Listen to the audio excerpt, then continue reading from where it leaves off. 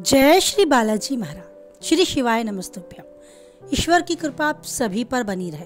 तुला राशि अक्टूबर 2024। जानते हैं क्या कुछ लिखा है समय ने तुला राशि से जुड़े जातकों के जीवन में अक्टूबर 2024 को लेकर। तुला राशि से जुड़े जातकों के लिए ये महीना यानी अक्टूबर का महीना सावधानी से भरा महीना है। न केवल स्वास्थ्य बल्कि आपको आर्थिक तौर पर भी इस महीने बहुत सावधानी रखने की आवश्यकता है, क्योंकि इस महीने की शुरुआत से ही खर्चों का बोझ अचानक से आपके ऊपर आ सकता है, जिससे संभालने में आपको चुनौतीपूर्ण समय का सामना करना पड़ेगा। करियर की बात करें तो नौकरी में काफी उलझने, काफी तनाव आपको देखने को मिल सकता है। आपकी भागदौड़ बढ़ सकती है।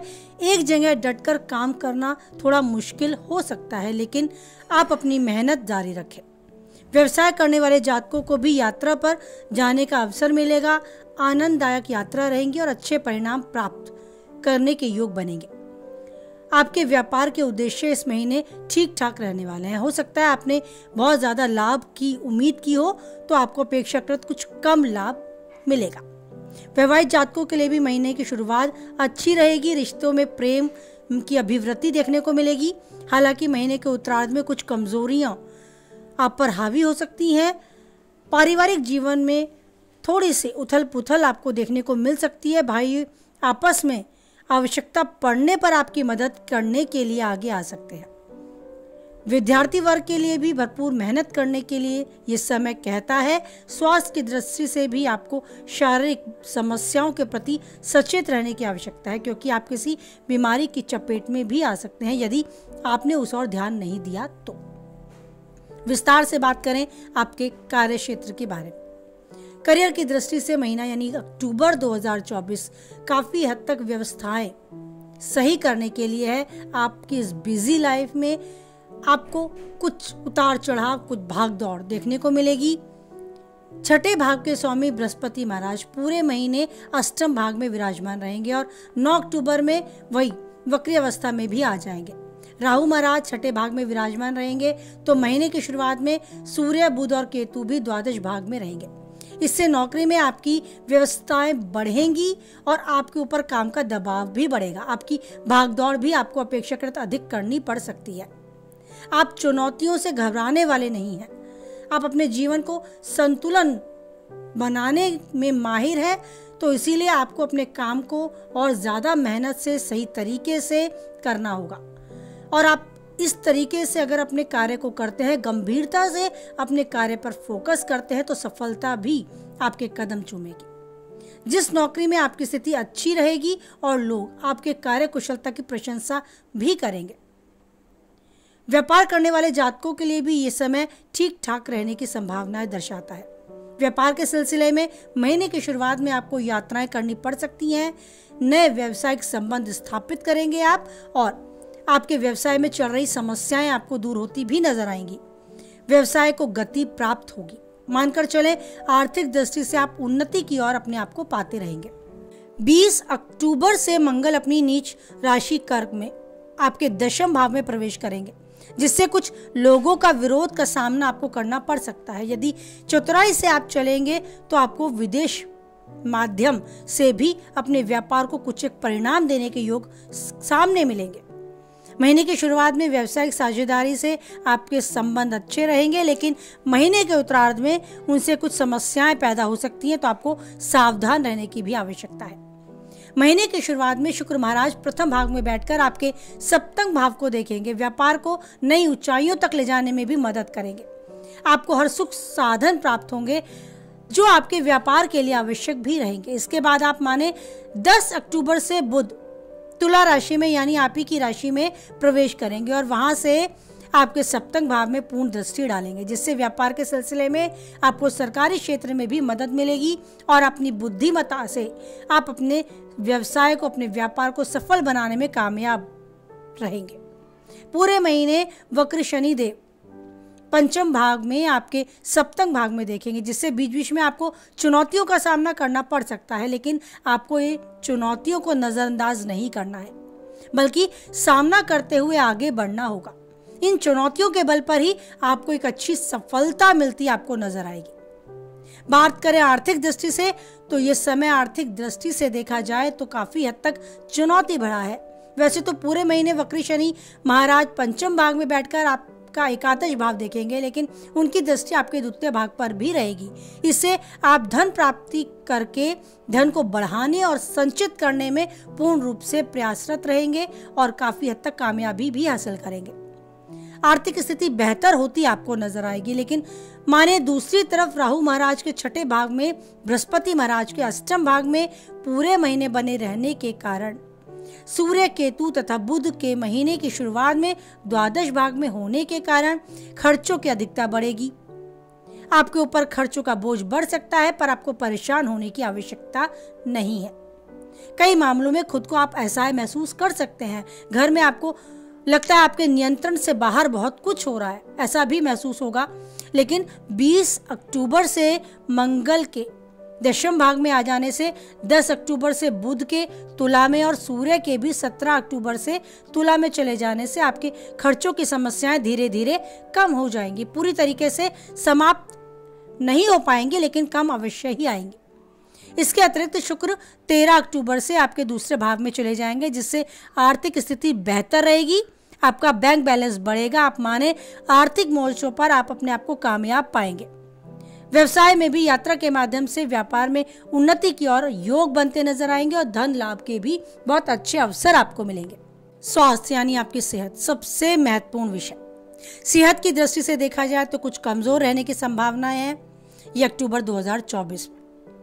शुक्र महाराज महीने की शुरुआत में अनुकूल स्थिति में अपनी ही राशि में यानी आपके प्रथम भाग में विराजमान रहेंगे। आपको एक अच्छा व्यक्तित्व, चुंबकीय आकर्षण और उत्तम स्वास्थ्य प्रदान करेंगे। लेकिन इसी समय अगर आप देखें तो पंचम भाग में वक्री शनि महाराज, छठे भाग में राहु, अष्टम भाग में बृहस्पति और द्वादश भाग में सूर्य और केतु महाराज भी रहेंगे, जो आपके स्वास्थ्य की समस्याएं पैदा करने में मदद करेंगे। बृहस्पति की दृष्टि और नवम भाव में बैठे मंगल की दृष्टि भी द्वादश भाग पर रहेगी, जिससे आपको नेत्र रोग, आंखों से जुड़ी कुछ समस्याएं, पैरों में दर्द या पेट से जुड़ी कुछ समस्याएं पैदा हो सकती हैं।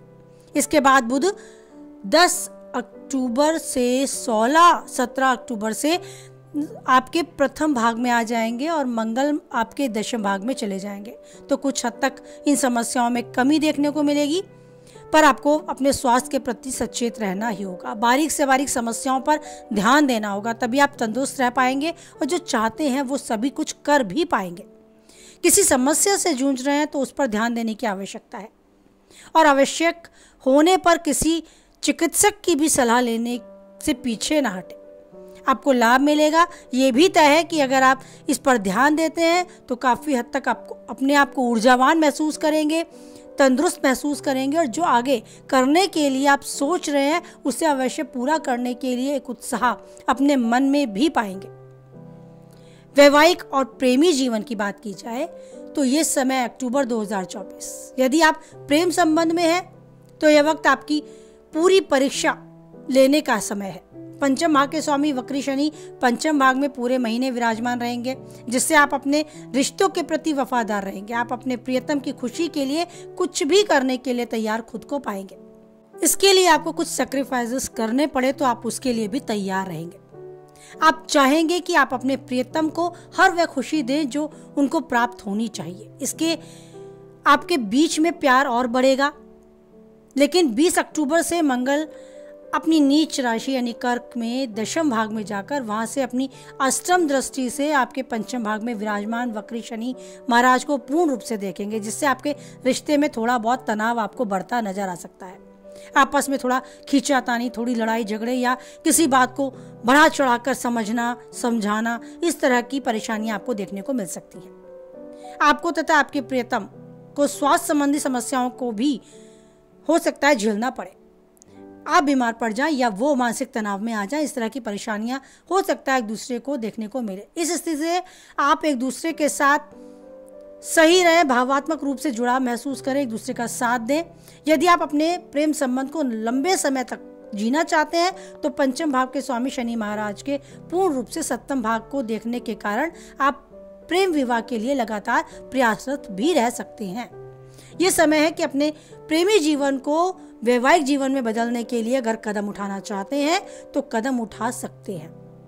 सप्तम भाव के स्वामी मंगल महाराज महीने की शुरुआत में नवम भाव में विराजमान रहेंगे, तो शुक्र अपनी ही राशि में होकर प्रथम भाव में सबसे सप्तम भाव को देखेंगे, जिससे कि वैवाहिक जीवन जी रहे लोगों के लिए प्रेम और रोमानियत भरा समय रहेगा। आप अपने जीवन साथी के साथ अच्छे से जिएंगे, तनाव कम होगा और एक दूसरे के प्रति प्रेम की अभिव्यक्ति बढ़ेगी। आप अपने जीवन साथी के साथ लंबी यात्रा कर सकते हैं, कहीं दार्शनिक स्थल पर जा सकते हैं, अपने इस समय को यादगार बना सकते हैं। लेकिन द्वादश भाग में महीने की शुरुआत से सूर्य, बुध और केतु की उपस्थिति आपके अंतरंग संबंधों में कुछ परेशानी खड़ी कर सकती है। इसकी वजह से आपका स्वास्थ्य भी हो सकता है थोड़ा सा तनावग्रस्त हो सकते हैं, मन मस्तिष्क पे कुछ चीजें हावी हो सकती हैं। महीने के उत्तरार्ध में 10 अक्टूबर से बुध और 17 अक्टूबर से सूर्य तुला राशि में यानी आप ही की राशि में प्रवेश करेंगे, जिससे कि वहां अपने सप्तम भाव में दृष्टि डालने से और वक्री शनि की दृष्टि भी सप्तम भाव में होने से वैवाहिक जीवन में थोड़ा तनाव बढ़ सकता है। आप किसी भी तरह से टकराव आपके और आपके जीवन साथी के बीच ना हो, इससे बचें। अपने जीवन साथी को पर्याप्त समय दें, सम्मान दें और कैसे रिश्ता संभल सकता है उसके लिए यथासंभव प्रयास करते चलें। आप चुनौतीपूर्ण समय को भी आसानी से व्यतीत कर लेंगे, इस चीज में आप माहिर हैं, ये योग्यता आप रखते हैं। तो धैर्य बुद्धिमत्ता के साथ आने वाले उतार चढ़ाव को समझें, एक समय की चाल के साथ, संयम के साथ इस समय को बिताएं। अब बात करें पारिवारिक जीवन की, तो यह महीना पारिवारिक तौर पे अनुकूल रहेगा। आपके परिवार में सभी के मन में प्रेम की भावना रहेगी, सब अच्छा व्यवहार करेंगे। बात ये भी तय है कि जीवन में तनाव, पारिवारिक जीवन में तनाव बढ़ सकता है। आपके पिताजी की स्वास्थ्य संबंधी समस्याएं बढ़ सकती हैं। चौथे भाव में स्वामी शनि महाराज पूरे महीने आपके पंचम भाग में विराजमान रहेंगे, जिससे सुख सुविधा की प्राप्ति तो होगी, परिवार में उन्नति होगी, घर के लोगों में आपस में एकता भी रहेगी। लेकिन मंगल के कर्क राशि में आ जाने से आपके चतुर्भाव और चतुर्भाव के स्वामी शनि महाराज को देखने के कारण आपके माताजी या पिताजी के स्वास्थ्य संबंधी कुछ परेशानी आपको झेलनी पड़ सकती है और उसी का कारण हो सकता है घर में थोड़ा बहुत तनाव, थोड़ी अशांति भी बढ़ सकती है। इसीलिए समय को शांति से व्यतीत करने की खुद की जिम्मेदारी लें। अपने भाई बहनों की कुछ चुनौतियां जो आपको सामने से देखने को मिलेंगी, उन्हें स्वीकारें। समय की चाल समझते हुए बुद्धि विवेक के साथ समय को बिताएं। आप उन्हें हर तरीके से रिश्तों में दरार ना आए, इसके लिए कदम उठाएं। ऐसी स्थिति में उनका साथ दें, क्योंकि आप नैतिक कर्तव्य भी इस चीज को मानते हैं कि आपके संबंधों में मधुरता बनी रहे, तो इसकी जिम्मेदारी खुद से लें और यथासंभव प्रयत्न भी करते रहें। बाकी सब कुछ ईश्वर पर छोड़ दें, ईश्वर का गुणगान करें, अपने मन में ये भाव रखें कि मैं केवल एक माध्यम हूँ। आपने मेरा जन्म मरण और परण तय किया हुआ है, जिस रास्ते पे आप ले जाएंगे मैं बस वहीं चल पड़ूंगा, बस मेरे मार्ग को सुलभ करते चले।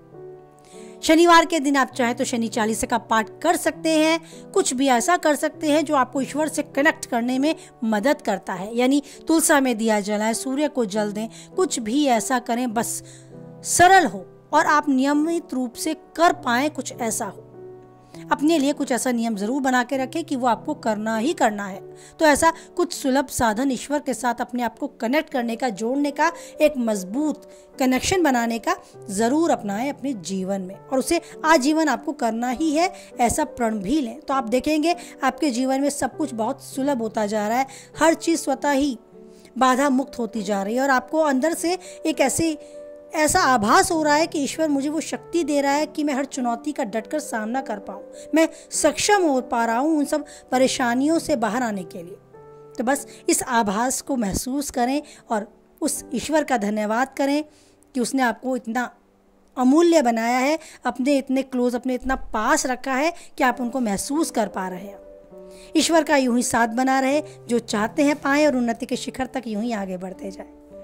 ईश्वर का गुणगान करते हुए बनाए रखें उस पर अटूट विश्वास, क्योंकि वही एक है जो हर परिस्थिति में देता है और देता रहेगा हम सबका साथ। इसी भरोसे को दृढ़ करते हुए बोलें एक बार, जय बालाजी महाराज, जय माता दी।